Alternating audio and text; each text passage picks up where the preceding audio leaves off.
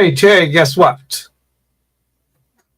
Where should I start? Lots and lots of things to start. And in one, not extradition request, sanctions one, sanction number two, sanction number three, sanction number four, sanction, and majority of them are PPP, or maybe all of them. Who knows?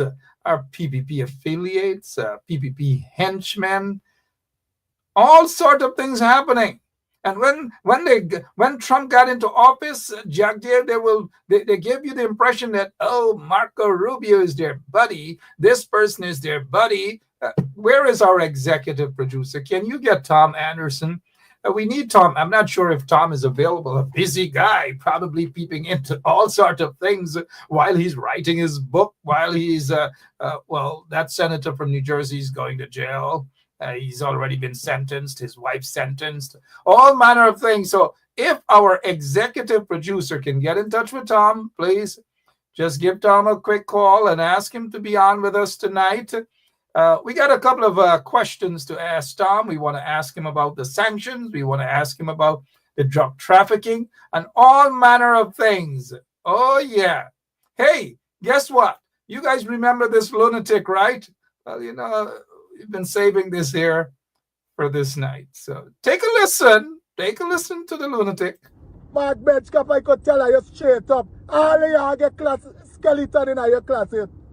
Because it's people like y'all make this country like this. People like y'all make this country like what? You've got to be kidding me. You couldn't be serious. Mark Benchcap, I could tell you straight up. All of y'all get skeleton in your closet. Because it's people like y'all make this country like this. 3 minutes later, U.S. sanctioned these guys. Yep. U.S. has sanctioned these guys who made Guyana into what it is today. Embarrassment. So you got that guy, Mark Cromwell, known as Demon, and then you get some Paul Dabby Jr., Rondell Duncan, that might be new name to you guys, right? Okay. And then Hemnot Saw, June 3rd, which means that he celebrated his birthday just a couple days ago. Oh, what a birthday gift, right? He celebrated his birthday just a couple days ago. And the U.S. Treasury Department, they sanctioned him as a drug trafficker. 2 days ago, he celebrated his birthday. Happy birthday to you. Happy birthday to you. Happy birthday, happy birthday. Thank you so much to our executive producer for getting in touch with Tom Anderson here. And this senior police officer, he has been sent on administrative leave with immediate effect. You guys remember that cocaine bust sometime last year? I believe it was maybe sometime September or so. Oh, yeah. And that plane, and then the guys disappeared. Well, don't think that people disappeared and because they ran away that the feds don't know what's going on. Oops, sorry, but Tom, what's going on with all of these sanctions in Guyana? Talk to us. I know you've been looking through your binoculars and whatever else. What's happening? Are you surprised? Not surprised. And, I think it's, another step in the same direction that we've been talking about. Right. So this is another group of smugglers. I see some gold licenses that have been issued to one of them, Mr. Randolph Duncan. He's got a few gold licenses that I saw, for example.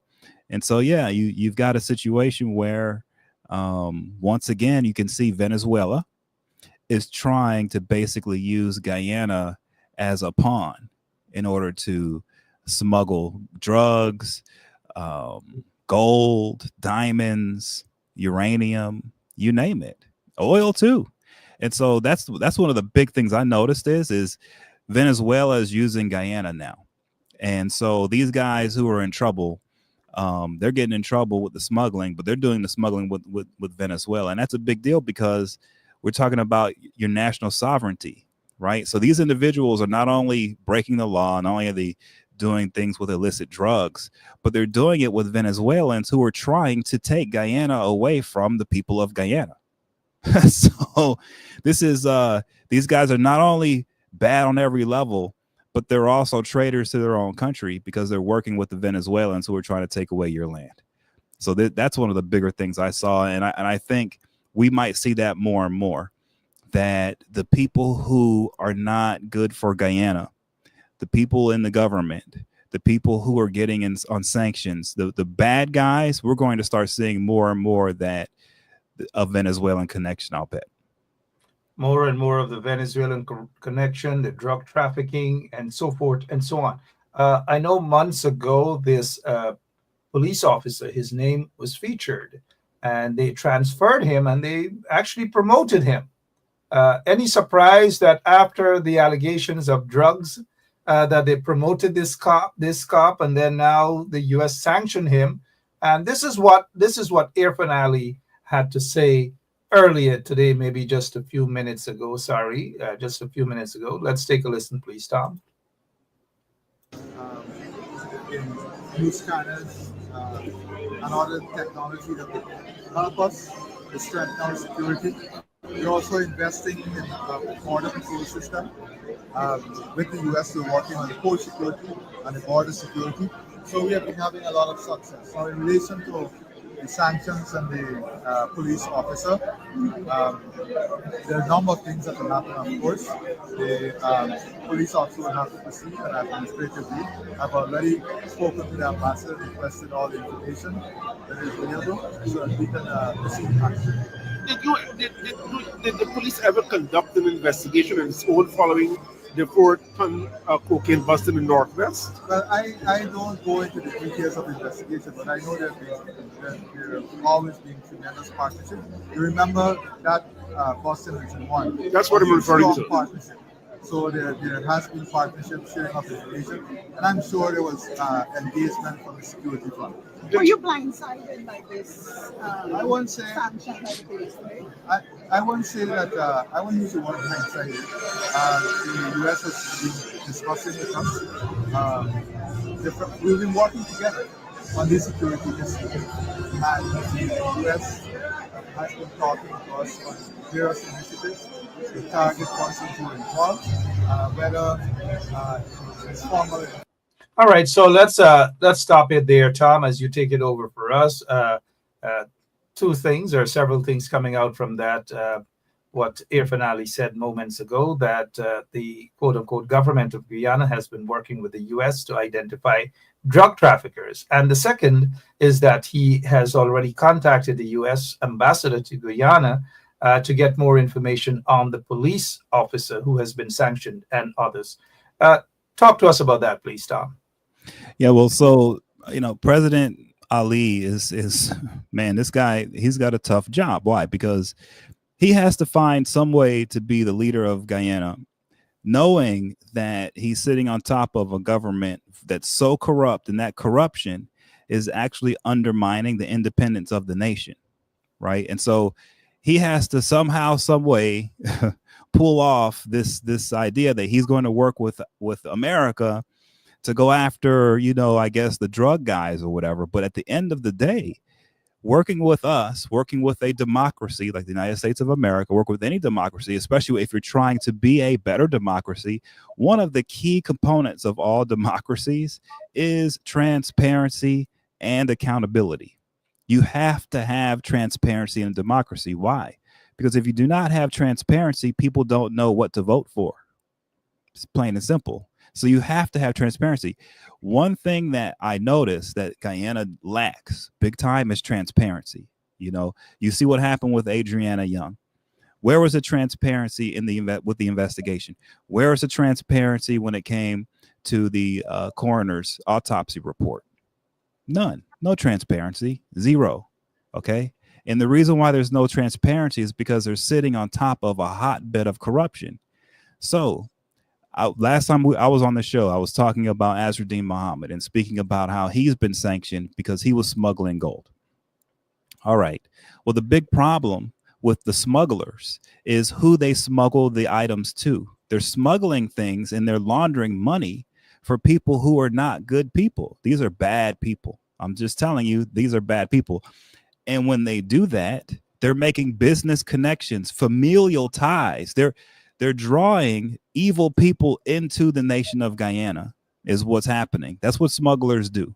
Okay, that's just the bottom line. And so you have a situation now where in order for Guyana to be able to, in order for the people of Guyana to be able to live lives of freedom, live lives where they should really not have, financial hardship, considering the amount of natural resource wealth that's in the country, in order for the nation to be able to live the lives that they should be living, rightfully so, you guys need to have your own independence. You have to be independent. But the only way to be independent is you have to have transparency. You cannot be corrupt. So you can't have a guy like a gold smuggler like Azruddin Muhammad as a leader of your country, and then at the same time say that, oh, we're going to be independent. You cannot be independent if you have a smuggler as the president of your country. It's impossible. And here's why I say that. If you look at these last sanctions that were just issued today with the Venezuelans, they use corruption as a way to undermine the independence of your nation. They're using corruption to send drugs through your nation in order to bribe your government officials to make your nation weak so they can take you over. That's what they're doing. This is a tactic being used against your nation. And you have President Ali sitting there, and I'm telling you, yes, we can help you guys. The Americans, we can help. But what we can't stop is the rampant corruption inside of your country. It is that corruption that the Venezuelans are using to take away your independence and to take away ultimately your land. And so that's what's really on the ballot this year. That's what you guys are voting on. That's what the discussion should be about, is how do we as Guyanese people get our independence through a democratic process, right? Where we can actually take advantage of the resources that we have been born blessed with in our land by God. How do we do that?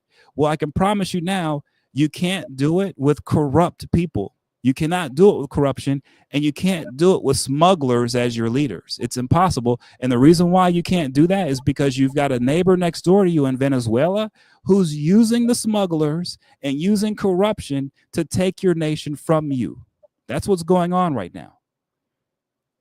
Tom Anderson, I don't know if that was a slip in the tongue, but for some reason we are still suspecting that you may have some connection in Guyana. You said we Guyanese. Thank you so much, honorary Guyanese. We got you there, Tom. We got you. Listening to Irfan Ali moments ago, he is embarrassed. Obviously, he's embarrassed for many reasons. They just recently promoted that officer who came all the way, the allegations of that officer being part of a drug smuggling ring. And instead of sending this officer on administrative leave, they promoted the officer. How much do you think, because this is the second time we are hearing that the Guyana government is asking the U.S. ambassador to give them whatever evidence they have on this cop and maybe others. What sort of evidence you think the ambassador may be privy to hand over? Well, it seems to me like, for a police officer to be involved like this and for him to be promoted, this sounds like some type of intelligence operation, and it involves the Venezuelans, right? And maybe even the Cubans. Or the Chinese. This is some type of foreign operation, if you ask me, outside of the nation of Guyana. Right. And so what they're asking us for is information that we have that can show the nation, that you show you guys what the real problem you're facing here. OK, it's not just that you have some rogue cop who's doing his own thing. No. The fact that he got promoted after he got busted means that he works within an entire network. And this network of individuals have enough power within the country to promote police officers even when they get busted for criminal activity.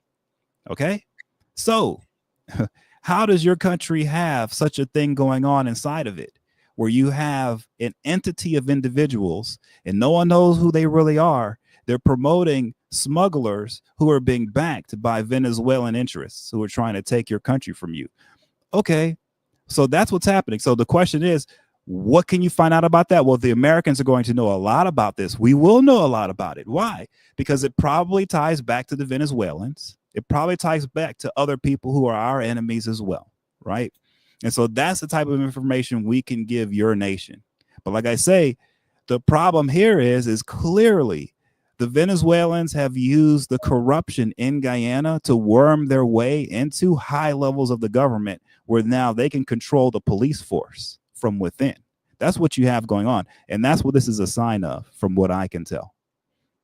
All right, if you're now joining us, it's Thursday, the 5th day of June, and my name is Mark Benchap. With me tonight, no stranger to you guys, Tom Anderson. Tom, lots and lots of things happening. This is an elections time. We're still 90 days, even though it's just about maybe 80 something before elections. And September, when is elections again? September 1st is elections in 90 days. 90 days. We're still at 90 days. And let's just take a walk over to the United States of America, politics, that is, as we put at ease in Guyana for now. Gosh, I don't know how should I ask you this question. You're smiling. I think you already preempted, but are you surprised, Tom? This Musk and Trump. Hey man, this is this is one of those epic cat fights, man. This is girl on girl violence right now. This is no joke, man. So these guys are going to continue to scratch at each other. They're going to continue to snarl at each other. This is going to snowball into something epic. And the Trump people are already pushing him to go in and take SpaceX from Musk, to nationalize SpaceX. So this is getting real crazy real quick. And I'm not surprised, right? But what I do think is this: with Elon Musk not in the mix, right? Remember, Trump has been using Musk as sort of the guy with the whip, to crack the whip over the Republican Party to keep them in line, and saying, hey, if you guys don't go along with the Trump agenda, then Elon Musk is going to bring his hundreds of millions of dollars to bear, and he's going to kick you out of office, right? He's going to, in your next election, you're going to be out of there. So now that threat isn't there any longer, how does Trump keep the Republicans in line? How does he force them to toe the line when there is no election threat on the other end? I don't know. So I think this might signify or symbolize, or this may be the beginning of the end of the Trump presidency as far as legitimacy goes, as far as power goes. I think this is turning into a lame duck presidency within the first quarter of his presidency, actually, of his second term. And I just don't see how he gets out of this tailspin, Trump. There's only one way out of this tailspin, and I don't put it past him: some type of national emergency where he can act like the hero and save the world or something, but they'd have to create it. So I don't know what he'd create, something with the electrical grid or something. I don't know. But at this point, that's where we're at in America. So everyone, don't be surprised if the entire East Coast goes without electricity for an entire week. If that happens, the reason why is because Trump's in trouble and he needs to save his presidency. Just Elon Musk, I think I saw somewhere where he has alleged that, look, had it not been for his involvement, the Democrats would have taken control of the House and possibly the Senate as well. And he's saying that he is the one who is responsible for ensuring that Trump got into office. This is going to be a huge feud, guys. Get your popcorns, get your tamarind ball, your plantain chips, whatever. This is huge because Trump is not going to give up and Musk is not going to give up. And we wouldn't see those plane loads of people coming from South Africa. It's not going to happen again. But who's going to win this fight, you think, Tom? Oh, I sorry. think Elon Musk is going to win this fight, actually. You think so? Yeah, I think Elon's going to win this one. He's going to lose money. He is the stock for Tesla, sorry, plunged 14% already. By tomorrow, it's going to go to maybe 25%. Who knows? Yeah, but Trump could take away his citizenship too. National security interests. Yeah, but I just think this is too big of a blow to the MAGA movement and to Trump. I mean, Elon Musk is right. I mean, he really is the reason why Trump is even president right now. And losing such a big supporter like this, I don't see how he makes it, because you got to understand something too. You know, he's already made enemies of over half the country. Like, Trump came into office saying flat out, every single Democrat or anybody who is not a MAGA Republican is his enemy, period. So even if you're a Republican in America, if you're not a Trump Republican, you're the enemy. So he's already made basically 70% of the country his enemy. Trump has made Canada his enemy. He's made Mexico his enemy. He's made China his enemy. He's made Russia. The only friend he has is Russia. He's made all his other enemies, right? And now on top of that, he loses Musk. I don't know how he recovers from this politically. I think he's in a permanent tailspin now, Trump. And I just think it's going to get worse and worse for him, more so than Elon Musk, in my opinion.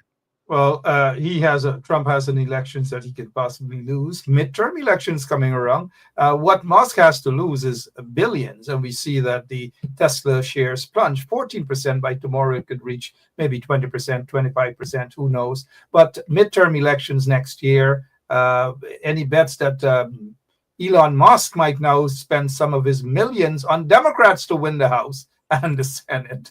Well, how interesting is that? Well, that's the thing. So you have to remember something. Elon Musk just finished downloading all of the information our entire government has. He got it all.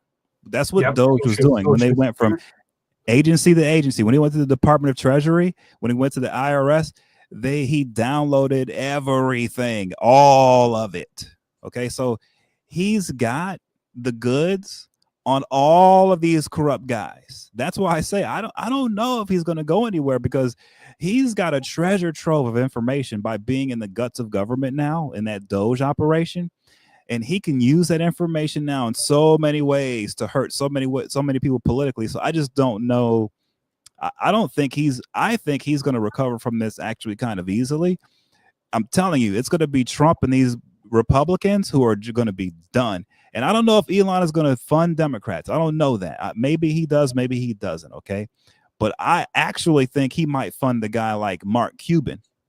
Right. And if he does that, if Elon Musk joins forces with a guy like Mark Cuban, right? Or here's another name I'll throw out to the audience. Okay. This guy named Michael Dell. All right. If he joins forces with those guys, bro, like there's gonna be some trouble for people politically on all sides. So that's where this may be going, by the way. This may be going more to an independent kick, to something that the world hasn't seen before in America. It may be going there. That's my prediction. I think that's where it's going, man. All right. Let's in the coming days, maybe Musk may want to annoy Trump by having a meeting with minority leader of the House, Hakeem Jeffries. Who knows? Just to annoy Trump. But one of the things before we move back to Guyana, Tom, is Trump said earlier that when he met with Elon Musk, when he invited Elon Musk on his farewell at the Oval Office, he says, "I saw Elon, that black and blue eye, and I told him to put some stuff to cover it up," right? You know what Trump was actually hinting at there, right? That Elon Musk possibly got beaten up or something. I don't know if you saw that, but I thought it was hilarious. That was Trump. That was Trump saying, "Oh, he got beat up and he's upset now because he got bullied." I mean, these guys are children, man. I mean, they really are. At the end of the day, they're old. You can look at them. They're old guys and their old bodies, but in their minds, these guys are children, man. This is crazy. 37 minutes after 9 o'clock. Good night to all of you. If you're now joining us, my name is Mark Benchop as we head back to Guyana. Let me ask you a quick question here. As we saw in the Reuters report that the U.S. was probing Exxon contractor, that is the Azruddin Mohammed and his father, Nazir, probing those guys for, what is it, smuggling drugs and gold and assassination and all manner of things. Serious allegations leveled against these guys, and possibly some indictments already leveled out against these guys. Who knows? Maybe extradition late. Who knows? Now, here's this question. Even with all of these things, the Mohammeds were invited to Barbados.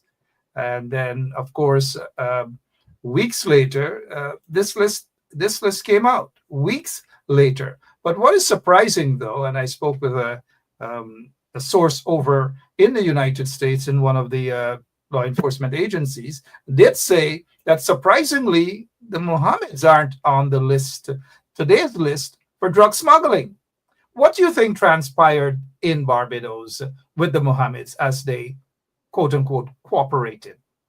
Well, I mean, I'm sure the Mohammeds helped or they cooperated with our authorities to give them information, probably on key people within the PPP, I'm sure, but not people that would, here's my opinion. I think the Mohammeds are trying to get off of sanctions, and they're trying to, there's a saying, right, in America when we talk about if a woman wants to show a little leg, she lifts her skirt up a little. They're trying to show enough leg by lifting up the skirt that they don't have to show everything, right? They want to show a little. They don't want to show everything. And they're hoping if they show just a little bit, this is what it seems like to me. They're hoping if they show a little bit, that can hurt some of their enemies. And at the same time, it can make it look like they're trying to help and get them off of sanctions. I think that's probably what they're attempting to do, more than likely. And the reason why I say that is because when you look at some of the reports from Reuters and other news outlets, they talk about how, these guys are not only gold smugglers, but they're drug smugglers. That's what they're being investigated for. And they're also being investigated for laundering money for Russians that are in the area, right? And so you got to ask yourself, if they're out here laundering money for guys who are not, nice guys, and if they're out here dealing with drug lords, and they're out here smuggling gold out to terrorists in the Middle East, if that's what's going on with these guys, and they're under sanctions, and you've got the PPP coming down on their heads and saying, you guys are done. Well, I'm sure they owe a lot of people money, and I'm sure they owe a lot of business partners, service that these business partners expect for them to give them through the nation of Guyana. And so I think because of all of this, Azruddin has decided the best way he can satisfy everyone is give a little information to America, use that to his advantage to run for president, right? To give him some breathing room and become president, so he can then use that position to clear out all of his enemies and try to lock down the country for himself and to continue his business operation. That's what this looks like to me, right? And I don't see anything else that he's doing other than that. He's going for a grab of power, and he needs that to survive, it looks. And not just because he's been dealing with bad people, and not just survive, right? But he's trying to maybe even thrive and become richer than ever by taking over everything, right? So that's what this looks like to me. I think it's way too much of a power grab. I think it's way too, he's way out of line here, I think. And I understand he has a lot of supporters, but ultimately, all of you who do support him have to ask yourselves, okay, serious question. If the PPP had a guy like, let's say Jack Dale was under sanctions right now by the United States, and he was facing the same things that Azruddin Mohammed's facing, are you guys saying that you'd be fine with Jack Dale being president, being vice president? You guys wouldn't be okay with that. You would be very highly angry over that. And so for those same people who would not like Jack Dale who to be under sanctions. And as a matter of fact, Jack Dale isn't under sanctions, and the same people who support Azraddin, they don't like Jack Dale. They want Jack Dale out of there. Think about that. They want Jack Dale gone, but they're okay with this guy who is a proven smuggler of Guyanese gold. In other words, he has stolen from his own people, period. That's what's going on with him. He has stolen from his own people, and he's stolen from his own people to be in league with some of the most evil devils around the world. This is what he's done. That's how he got rich. That's just the truth. Now, I understand some people believe that's what you need. You need to fight fire with fire. The only way to get rid of the PPP is to elect a man like this who will go in and just kill them all, just wipe them all out. I understand some people get frustrated and they think that's the answer. That is not the answer. All you're going to do is replace a monster in Jack Dale and the PPP with an even worse monster. That's not what you need. So I'm not saying what people should vote for. I'm just telling you what you are voting for. If you're supporting Azraddin Muhammad, you're voting for someone who has way more interests in real evil devils running around the world and them buying his gold from him. He smuggles and he steals from the nation of Guyana. He has way more interest in that than anything else going on in his world. And that's what you're voting for if you're supporting him and voting for him. And the problem, like I say, I'm going to wrap it all with this. The problem with all of that is as we see with the sanctions today, the Venezuelan government is using this corruption in the smuggling world to undermine the sovereignty of Guyana. That's what's happening. That's how you get a police officer who gets caught in the drug trade promoted, because they've infiltrated your police force, they've infiltrated your government, and they've used corruption to do it. And Azraddin Muhammad, who's a smuggler, is right in league with this Venezuelan takeover of your sovereignty. I'm sorry, that's what's happening. That's what people need to be aware of. That's what's going on. This is the real world. This is serious. There's a lot at stake, and that's what's happening for the people of Guyana right now. Huge election at hand, a lot to choose from. Hopefully, many more people understand what's going on after this discussion, Mark. Thank you so much, Tom. Be careful with who you vote for. Guyana is not for sale, and Guyana needs to be saved. All of Guyana needs to be saved. 83,000 square miles need to be saved, and it can only be done by people who are patriotic, not people who are looking to save themselves and so forth. We'll deal with more of that 80-something days before elections. Maybe, who knows? Maybe we're just saying extradition. We know that there are lots of extradition warrants.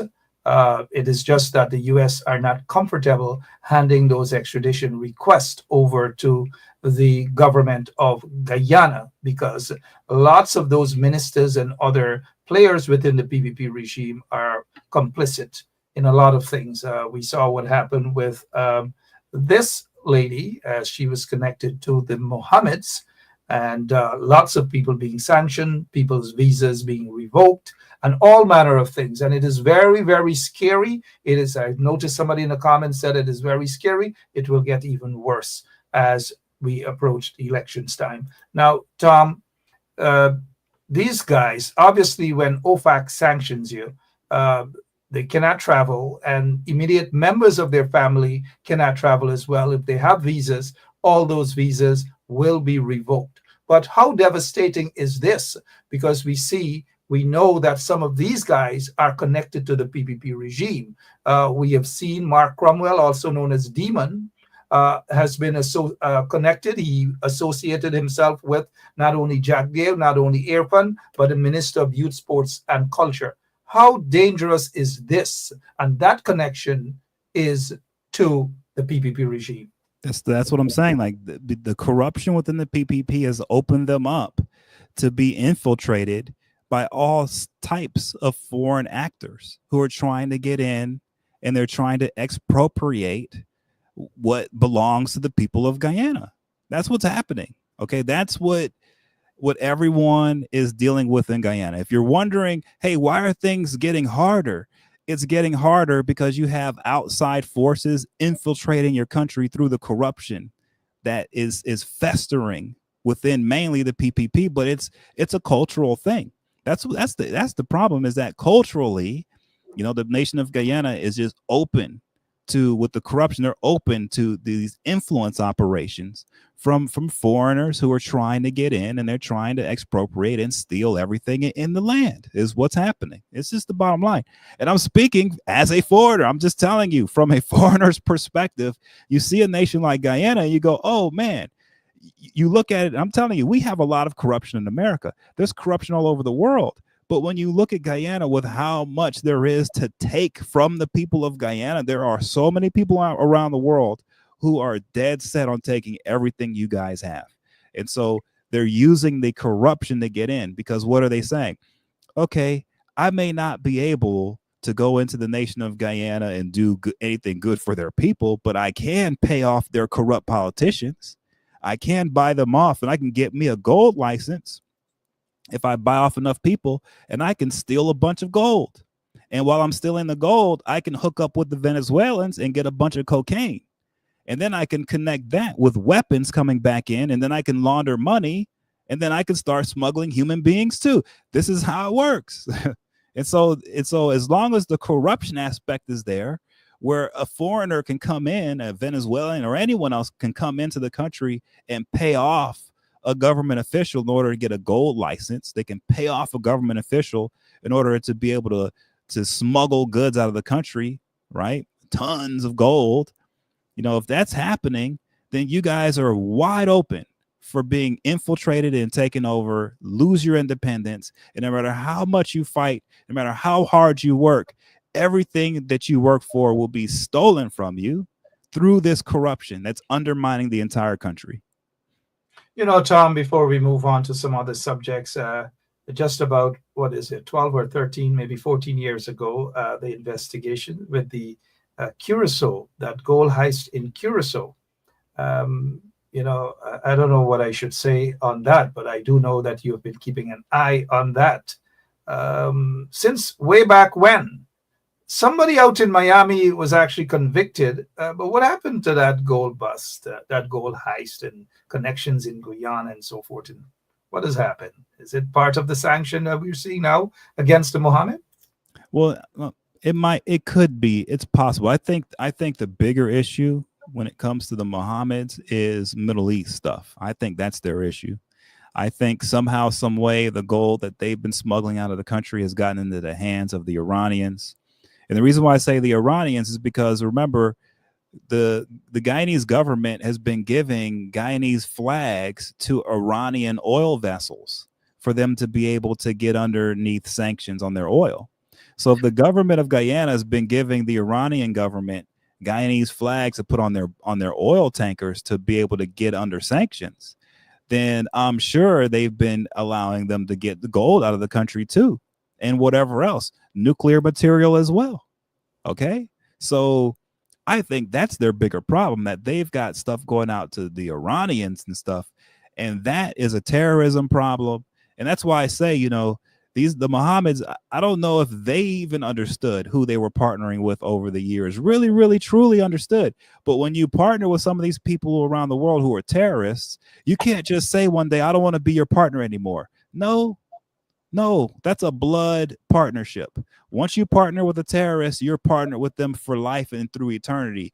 And that's what's happened with the Mohammeds. They've partnered with people who are terrorists, money launderers, all of that madness. And those people don't let you off the hook. They don't let you just live your life normally. No. They're going to force the Mohammeds to do whatever it takes to continue the flow of illicit drugs and everything else that they were involved in over the years. And if he becomes president, they're going to force him to use the presidency of the country to allow them to steal everything out of the country. And there's nothing anyone will be able to say about it, because he's already bound himself to these evil people long time ago. That's what's really happening here. And that's what I think his real problem is who they've really partnered with over the years. They've got to be some really evil, sick individuals. It's got to be the case. And that's why there's so much pressure on them. Lots and lots of pressure. Maybe in the coming days, we'll see more pressure on more people in Guyana. Who knows? Maybe extradition request. Who knows? Let's go back to Irfan Ali and his scary speech. in new scanners and other technology that will help us to strengthen our security. We're also investing in a border control system. With the US, we're working on the port security and the border security.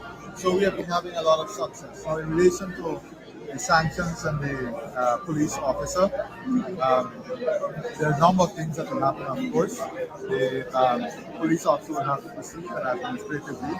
I've already spoken to the ambassador and requested all the information that is available so that we can proceed in action.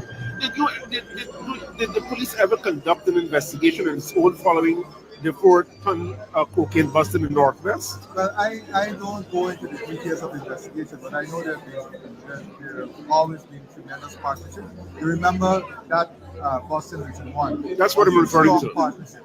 So there has been partnership sharing of information, and I'm sure there was. Tom, Irfan Ali just said that bust in Region 1. They were cooperating and there was partnership and so forth. This is the same Irfan Ali. Under his administration, they went and they promoted the same guy who was under investigations. And the U.S. authorities, I'm almost certain, told them that this guy was part and parcel of drug dealing in Guyana. He was facilitating drugs for drug lords and so forth. They transferred him, and instead of putting him on administrative leave, they promoted him. The hypocrisy, please, Tom. Yeah, that's what, like I say, that's the big. They can't help but to be hypocritical, right? Because they're trying to claim that they're running the government of Guyana in a perfect way. They're trying to claim that there's no corruption whatsoever. They're trying to claim that there's no fraud or abuse. None of that. That's what they're claiming. But the reality is the total opposite, right? And so they can't help but to be hypocrites over and over again. Now, I will mention, someone had mentioned in the comments that the Iranians are not the bad guys. And I understand that some people see the Iranians as not that bad, but I will say this, okay? No matter where you see the Iranians, here's the problem. There was a guy that was there were several individuals who were just arrested for trying to assassinate Trump, and they were Iranians. The Iranians paid to assassinate Trump. And so no matter how you want to cut it, okay, if you're in a situation where in your country, someone's been smuggling gold out of your country and stealing from you, and when they steal the gold from you, it's going to the people who just tried to assassinate the president of the United States, like, that's a big problem. Okay, I don't care what you think about the Iranians politically. It doesn't matter. What matters is they paid hundreds of thousands of dollars to some sketchy dudes to murder and assassinate the president of the United States. And at the same time, they're taking gold from the people of Guyana. They're stealing it from you. That's the problem, okay? These Iranians are stealing your gold. Hello. That's what they're doing. They're stealing it from you. Okay? So I'm sitting here and I'm like, I'm scratching my head. Why is it that everyone thinks who's a supporter of Azzuddin Mohammed that I'm the bad guy? I haven't stolen anything from the people of Guyana. Azzuddin Mohammed has. He's stolen over a ton of gold from you, but you support him. But I'm the bad guy. How does that even work? But that's what we're facing in the nation of Guyana, where the people themselves are partnering with the people who stole from you. And then you're getting mad at the people who are telling you the truth, that you were robbed. You were stolen from. This guy stole from you. That's what Azzuddin Mohammed did. He robbed you blind. But I'm the bad guy because I'm just telling the truth. No, that's the truth, okay? And so people can say that America is the one that's we're at fault, and it's the Yankees who are trying to steal everything from Guyana. You can say that, and it's possibly true. It could be possible, right? Maybe let's say that is the case. Here's the beauty of dealing with America, though. You actually have recourse. There are court systems. Did you know that the people of Guyana, if you wanted to, if you think that the United States government is robbing you blind, you can sue us here. Did you know that? Yeah, you can do that. And you won't go to jail if you did it. You won't get in trouble. As a matter of fact, you'd probably be celebrated for suing us if you did it.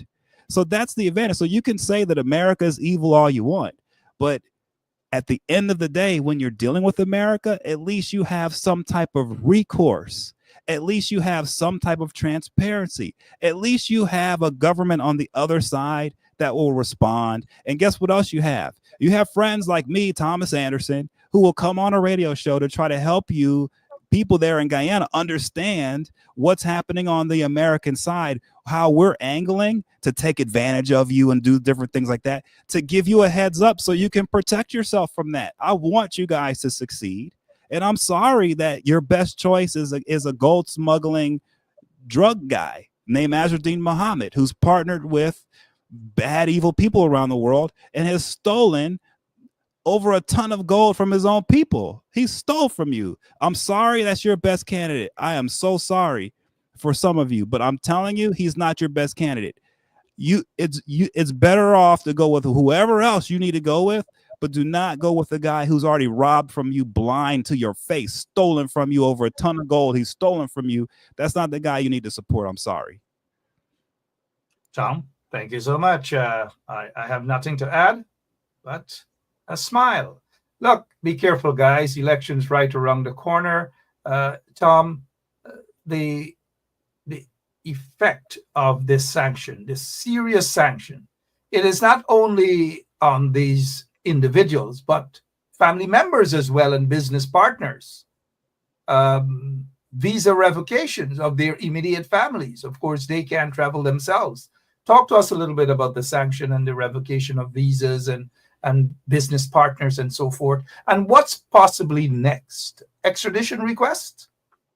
Well, I think there's going to be some more sanctions that are going to hit next. And the reason why is because as the sanctions hit people, what they do is they adjust the way that they do business and they start to move the money around. And when they move it around, we catch it. And we start sanctioning the new entities and the new individuals that they're using as pass-throughs for what they're doing. So there's probably going to be more sanctions before there's any extradition. With that said, we're still at the point where I think our government and what we're working with you guys on, we're still collecting the bad guys. We're still in the process of getting all of them. We're not ready yet to be extraditing people, I don't think. We're still in the process of trying to get as many of these bad guys identified as possible to help with your situation there. Because I'm telling you guys, you cannot have police officers getting promoted who are in the drug trade and expect to be able to do anything in your country. I'm sorry. So you desperately need our help. We are helping as much as we can, but I think we're still in the process of getting more bad guys sanctioned, in my opinion. And the way sanctions work is simple, okay? You cannot do business with anything in the Western world, okay? You may be able to do some business with China, maybe, but even the Chinese will come after you. Even BRICS will come after you if you're on sanctions. So it basically shuts you down where you can't do modern banking, okay? And on top of that, you can't travel anywhere. As soon as you land anywhere in the world that's a partner of ours, they're going to grab you, and that's it. You're off. So yeah, this is tough stuff. And to get off is almost impossible. Most of the time, the only way to get off is when you die. Absolutely. All right. Tough to get off indeed. More sanctions, possibly. Who knows? Maybe extradition request. We'll see what the Attorney General of Guyana, since Irfan Ali said they're cooperating now with the U.S., the U.S. may just throw them maybe 5, 6, 7 extradition requests. Hey, look. They need a couple of those guys. And look who they're going to probably send. Maybe that guy Demon from Buxton. The small fish. They might be big in certain communities in Guyana, but small fish. They might give up a Demon. They might give up, who else? They might give up Paul Dabby Jr. Who knows? Who knows? But Tom, as it pertains to giving those guys up, do you think the government of Guyana is serious about signing any extradition request? Well, yeah. Look. If they get a request, bro, these guys are out of there. There's no doubt about it. As soon as the request leaves the printer, bro, that's it. These guys are cuffed. They're gone. All right. So I have no doubt if the extradition request lands, bro, it's over. Whoever gets hit with that, you're out of there. That's for sure. The question is, are they going to hit? I don't know, man. Look, Just because you're sanctioned doesn't mean it's guaranteed we're going to ask for an extradition. Okay, it doesn't work like that. Usually the sanctions are just what happens. You get sanctioned, and they'll continue to sanction more of the entities connected to you, and they'll continue the process, and they'll go after people that are trying to partner with you and stuff like that. As far as extradition goes, I'm not sure that's going to happen, Mark. It could happen, but I don't think we're at that place yet. Not yet, I don't think. Yeah, but maybe they just don't trust the government of Guyana fully.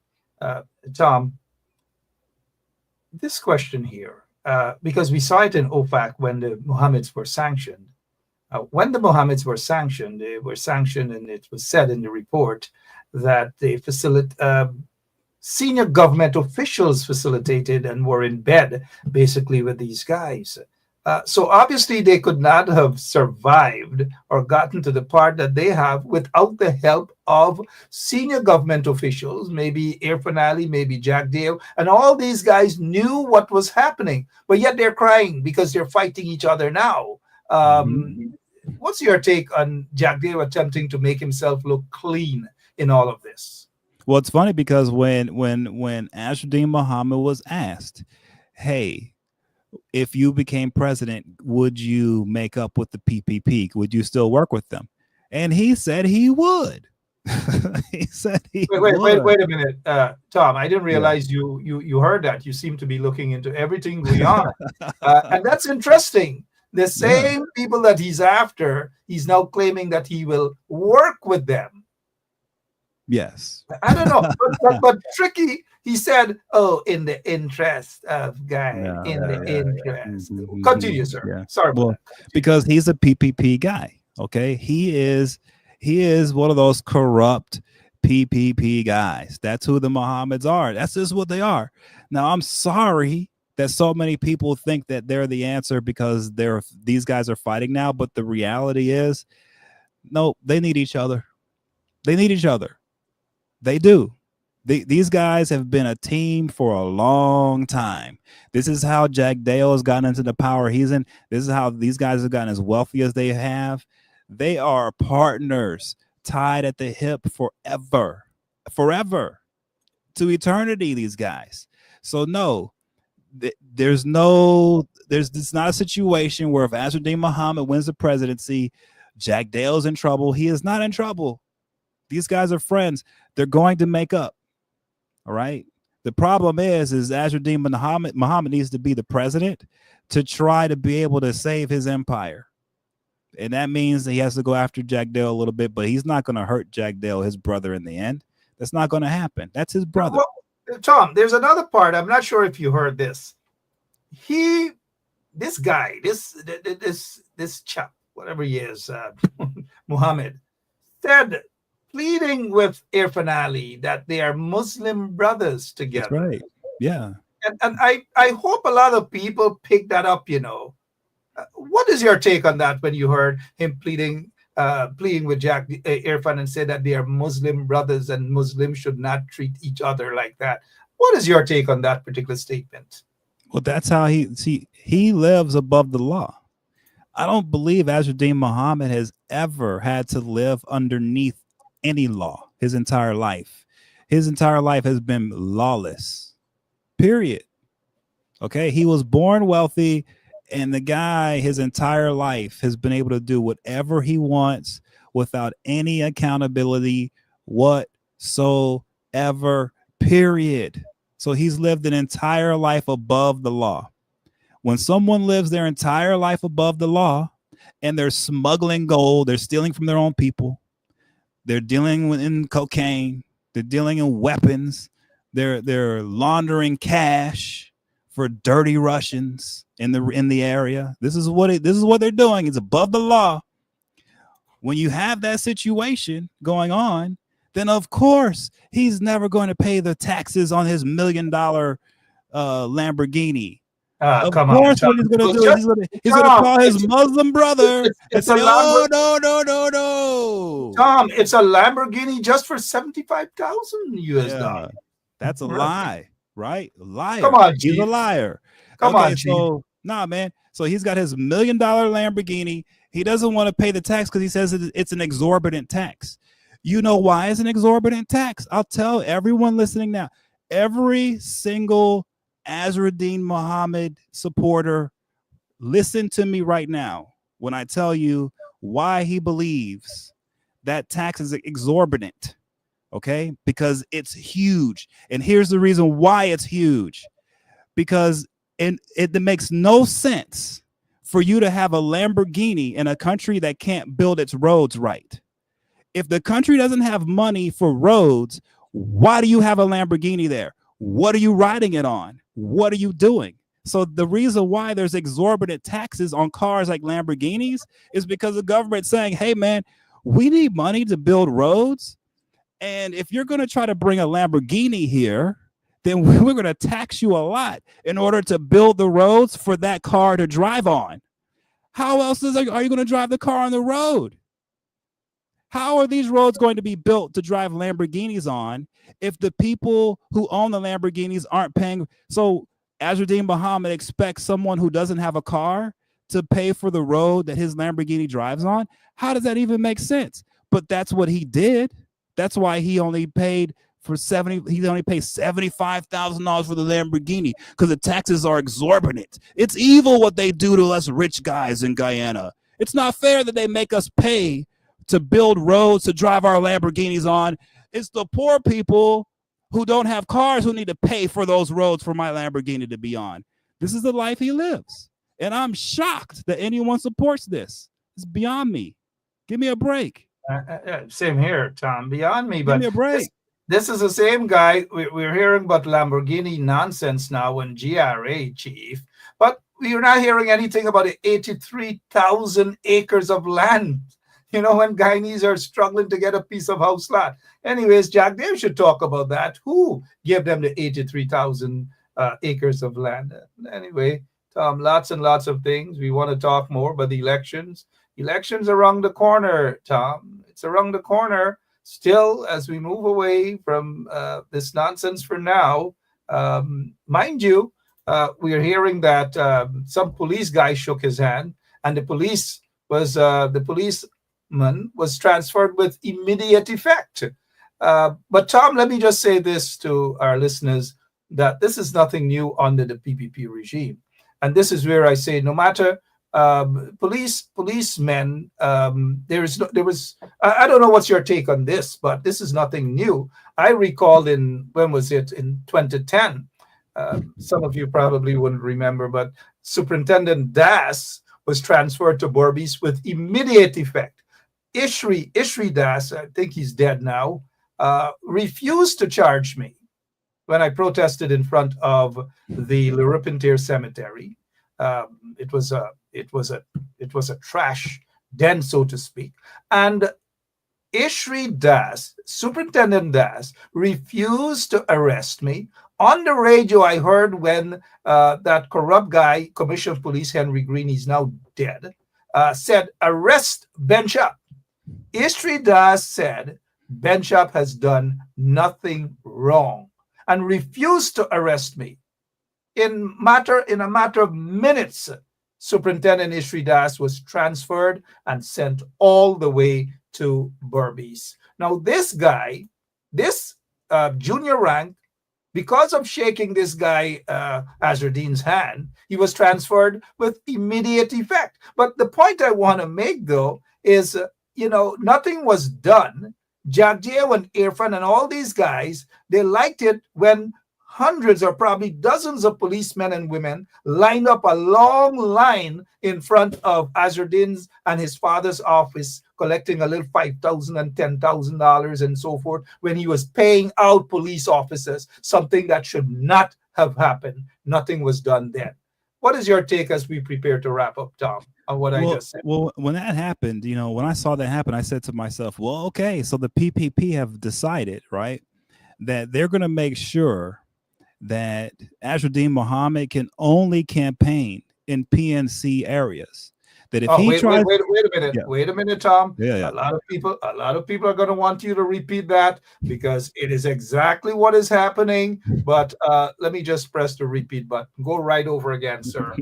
Start over again. Yeah, when I saw this, I said, "Oh, these guys are going to force him to do nothing but campaign in PNC areas." If he tries to go into a PPP area to campaign, the police will not protect. The police are going to run away. He's not going to have any protection. They're going to send goons out there to intimidate anyone who tries to even talk to him in a PPP area.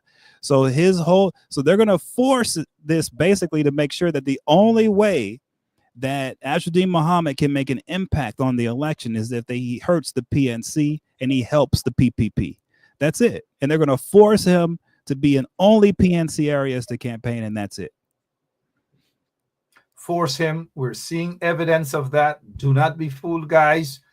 Tom Anderson, more sanctions might be on the way. Maybe soon. We don't know how soon that is. But what can be done to put Guyana back on the right track? We saw what happened in 2015 to 2020. Guyana was beginning to be on the right track. We saw it. There's no ifs, ands, or buts about that. But before we go to our closing remarks, let me just say that this guy, and not this guy with that big gun, I'm sure he doesn't have the gun any longer, but this guy. Mark Benchcap, I could tell you straight up, all of y'all get skeleton in your closet.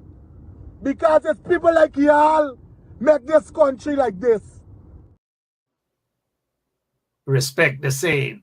Respect the same. People like y'all get this guy. Now, Tom, that guy, and to our listeners, that guy is said to be in the lockups right now, or should be in the lockups for allegedly firing his gun after somebody else, always in some sort of a problem. But I just thought I'd let our listeners know that it is reported by several policemen said that he is in the lockups. Let us see what the police of Guyana will continue to do with this guy, because he's a friend of Jack Deo. He's a friend of Irfan Ali. And we're talking about not Azruddin. Azruddin used to be a friend, and they all cooked up together, 83,000 acres of land and all manner of things. And oops, there goes your friend, Tom. What's up, doggy? What's up, doggy? Hey, doggy.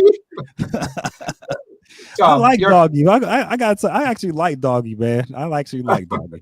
He's a good entertainer. He's preaching now. He's preaching now.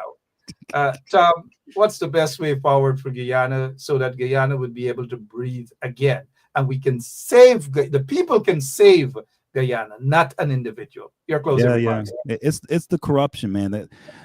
The corruption has to be dealt with because there are too many outside forces getting into the country, into the government through the corruption. It's the corruption, and the best way to deal with corruption is with transparency. Is to bring sunlight to the situation to allow people to see what's going on, right? And so there are many, many ways to do that.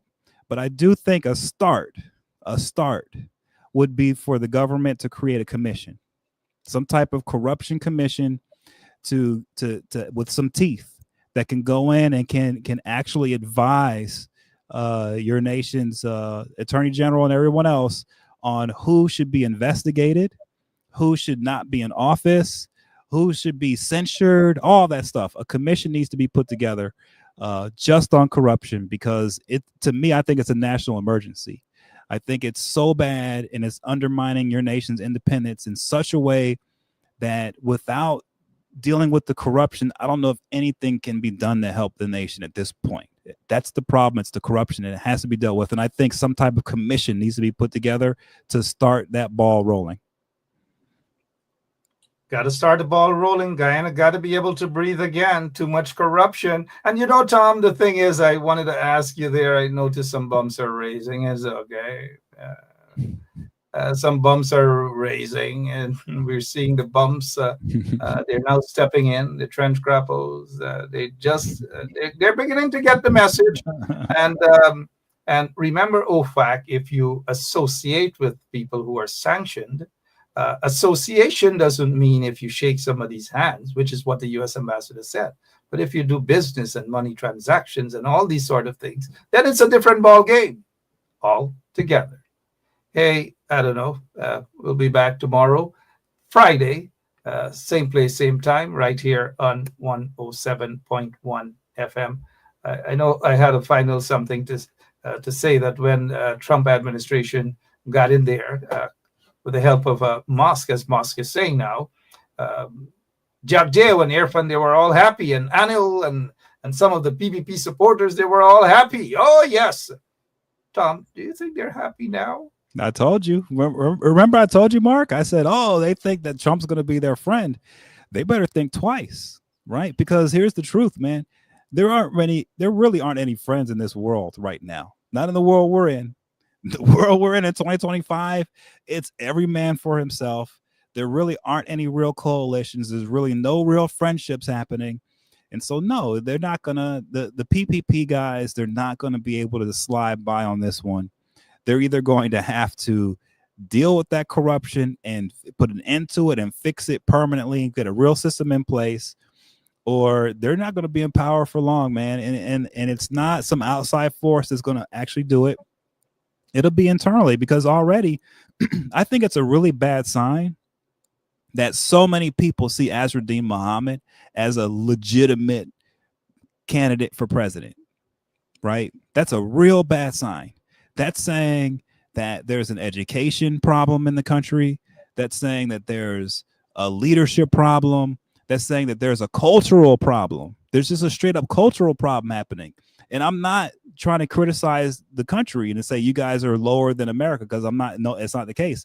What I'm seeing in Guyana, I saw here in the United States. We elected Trump, a convicted criminal. Okay, this was a bad look on us in our society, and it reflects badly on us and tells you what we're really all about in America by electing Trump. So I'm telling you, and I did not support Trump. So, and I never have. So I'm being very consistent when I'm being counter to the Trump types, to the corrupt types. I think it's a bad sign when a society turns to a criminal to be a leader. It's a bad sign. It's showing that the world is out of control and there really aren't any friends out there, right? And so that's how I knew these guys were not going to have a good time with this Trump administration. It's only going to get worse too, because these Trump guys are on a tear, and they're not holding back, man. So it's only going to get worse, and we're going to see a lot. We're going to see more sanctions on people there in Guyana for sure. You know, when Trump got elected, how many 35 felony convictions?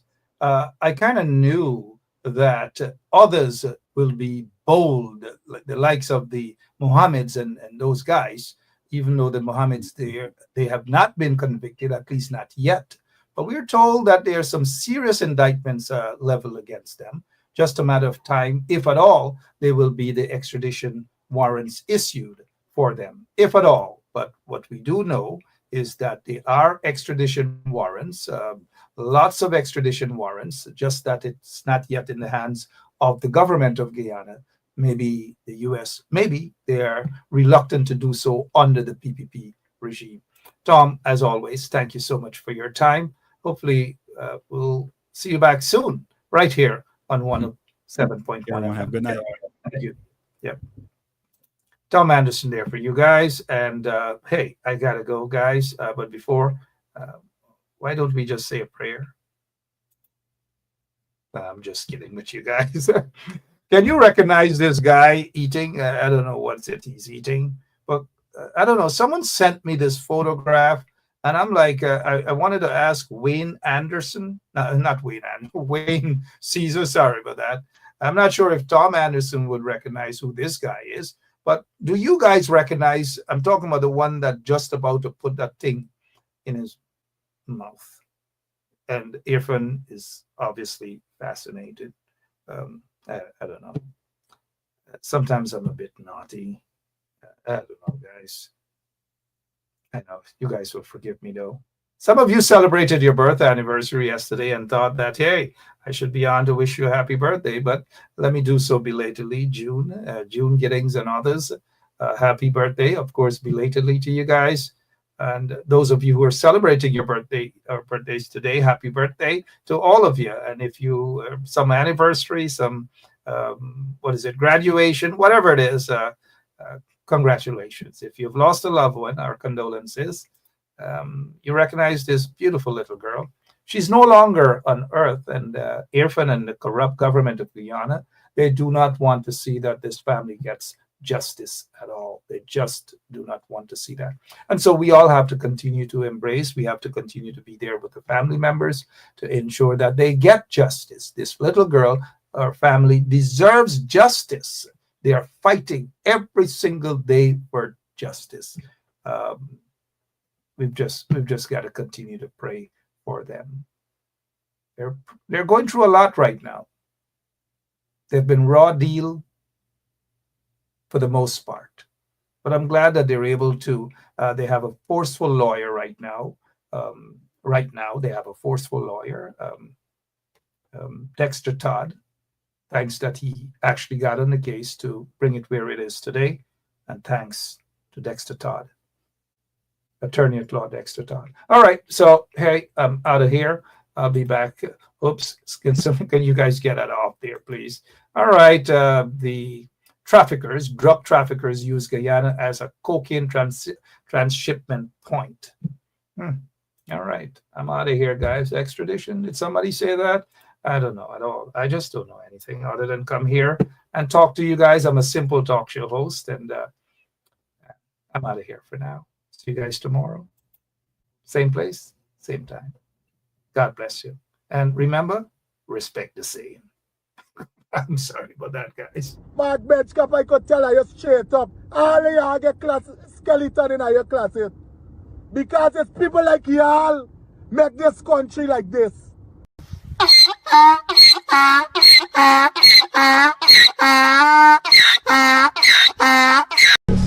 Persons can do so peacefully, and they can, but blocking the road for hours is something that affects Mr. Ali, I saw you blocking road. Yes, Mr. Ali. I'm just telling you. Mr. Ali, there are videos with you protesting, you being a scrape and a tug. Mr. Ali, this is not, listen, sometimes we gotta put our position aside. No, this is not position. No, we gotta put our position aside and place ourselves into people's shoes. You gotta understand. That's what the police do. The police guilty. The police guilty. The police guilty. The police guilty. Are you guilty, man? Are you know this, man? Are you know this? Are you know it? Are you fucking know it, man? Are you know this? Are you know it? Persons can do so peacefully, and they can, but blocking the road for hours is something that affects Mr. Ali, I saw you blocking road. Yes, Mr. Ali. I'm just telling you. Mr. Ali, there are videos with you protesting, you being a scrape and a tug. Mr. Ali, this is not, listen, sometimes we gotta put our position aside. No, this is not position. No, we gotta put our position aside and place ourselves into people's shoes. You gotta understand, even those persons who were traveling, yes, they were inconvenienced, but they understood the reason. They understood the reason. We understand there and fabricate that. Unless you say who the person is, I can't comment on anonymous people. Okay, well, let's talk about specific individuals. What is your relationship with Mr. Su Jurong? Su? Oh, Su?